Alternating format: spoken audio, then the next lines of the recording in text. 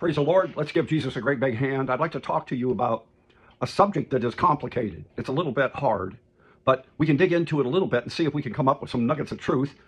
It's about the word oath, taking an oath. Okay. There are 59 verses in the entire King James Bible with the word oath in it.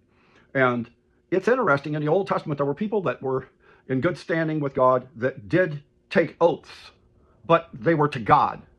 And that word, it seems to slip together with the word vow, V-O-W. And there were times when kings made oaths to the wrong gods, or they were or somebody, an individual, would make an oath to a king.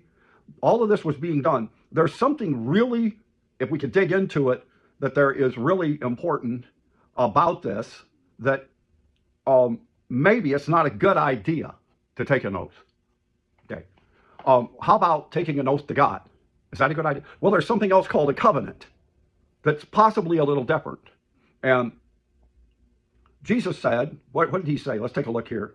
In Matthew 5:32, but I say unto you that whosoever shall put away his wife, except for the cause of fornication, causes her to commit adultery, and whosoever shall marry her, that is divorced, commits adultery. I believe that that is in the exact time that's being done.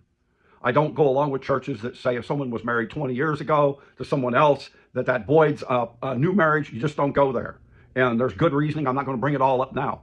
But the very next verse, it says in verse 33, and again, you have heard. So it sounds like Jesus is saying, you've heard this before. He says, again, you have heard that it hath been said by them of the old time. Now he's talking about, I think, the Jews in the Old Testament and the complete variety of ways people took oaths, or people that were Jewish that took a particular oath to God himself. Watch this. By them of old time, thou shalt not forswear thyself, but shall perform unto the Lord thine oath. Isn't that interesting? Jesus said, now the next verse, 34, but I say unto you, swear not at all, neither by heaven, for it is God's throne. Okay, so you don't swear an oath to God, or a vow. A vow. Okay? Same word. Nor by earth, you don't swear an oath to the earth, for it is God's footstool. Okay, neither by Jerusalem, for it's the city of the great king. Neither shall thou swear thine by the head. You don't swear an oath to your head, because you cannot, or thou canst not, make one hair white or black. But let your communications be yea, yea, and nay, nay, for whatsoever is more than these cometh of evil. Now, did you get that? Real simple. If you swear oaths or vows, what comes more by you even bringing it up? Evil. And I have seen this.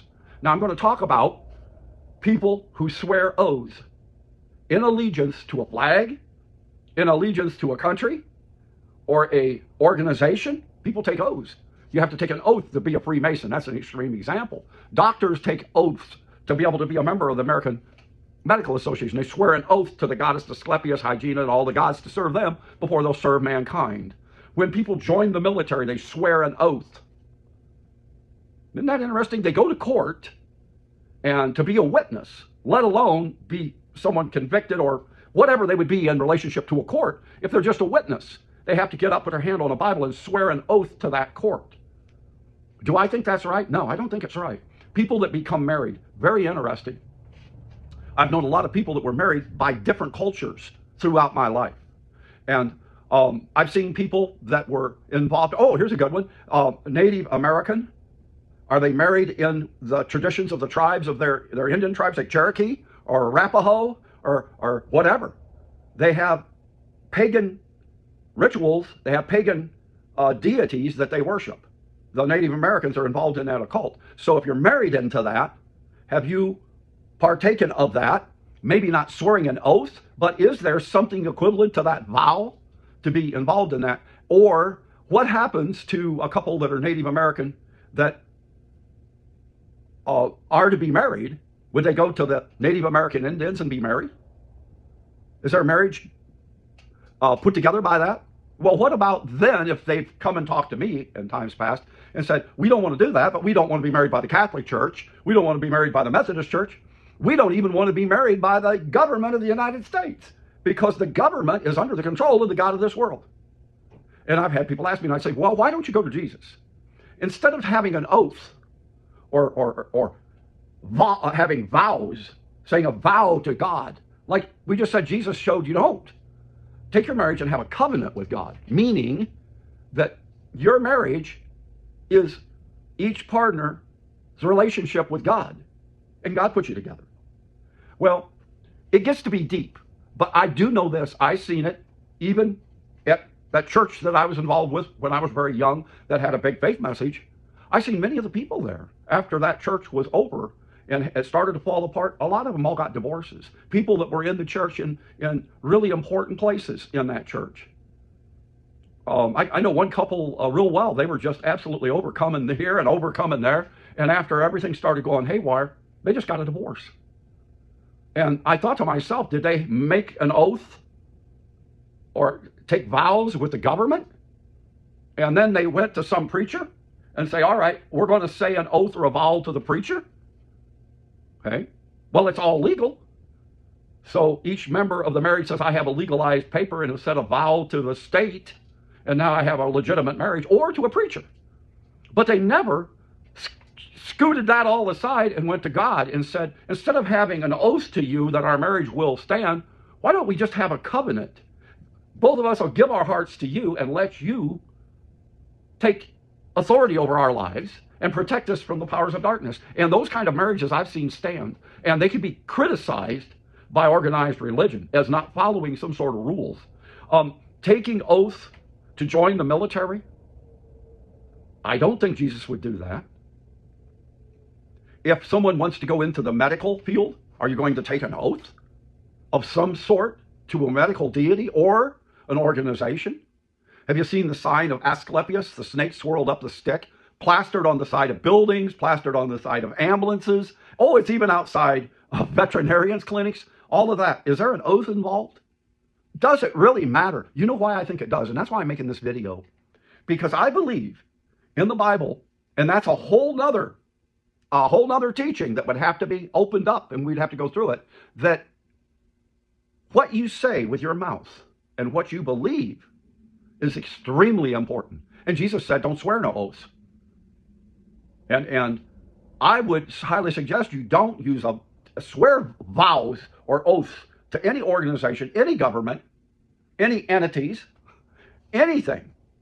And I would even swear an oath or vows to God himself. That's what Jesus said. Don't swear to God. Don't do it. Just keep your mouth shut. Give your heart to Jesus, and he'll protect you, and he'll protect your family. I've seen so many people who put their faith into a legalistic paper or some sort of rules and regulations being pushed to do it, either by family members or from some church somewhere that's really doesn't have a lot of light, or an organization. You need to join this organization to be able to be, well, how about swearing an oath to a union to go to work on a garbage truck? Are there oaths that people have to swear to be part of a union? This is really interesting to think about. Jesus said, don't swear no oaths at all. No, and vows or swearing to this or that. Don't even swear to him. Give yourself to him. Don't tell him what you're going to do. Do it. I'm going to swear an oath to you, Jesus. No, don't swear to him. Go to him. Give your heart to him. Think about it. And let the whole, this is so complicated, and there's so many variables of so many different ways this could come about. I can't make a judgment call because I don't know the organizations, the situations. But I do know that Jesus said, don't swear no oaths. And oaths and vows and these things. Now think about this. If you have a driver's license, that's different. You're not swearing an oath to get a driver's license. You go and you pay money and you take a test to see if you're smart enough to read stop signs. And then they give you this license. If you don't drive safely, they take it from you. It's exactly the same thing as a fishing license. If you don't follow the rules of fishing and good sportsmanship, don't take the wrong fish, they'll take your license from you. So you don't swear an oath to fish. You're just getting a license that they could take it from you. That's different. So anyhow, think about that.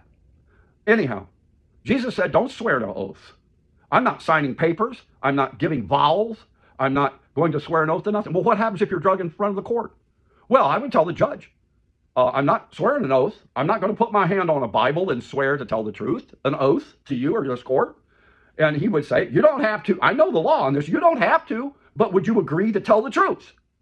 And then I answer him would be, I intend and I do tell the truth. That's what I do all the time, and I'm not going to change now. So yes, I will sit down here and answer your questions truthfully to the best of my ability. And he go, fine. So you don't even have to do it then. And to what degree, in what country, under what system, that again is all variable. So you have to take this to Jesus and let him teach you and guide you in each and every situation. Thank you. God bless.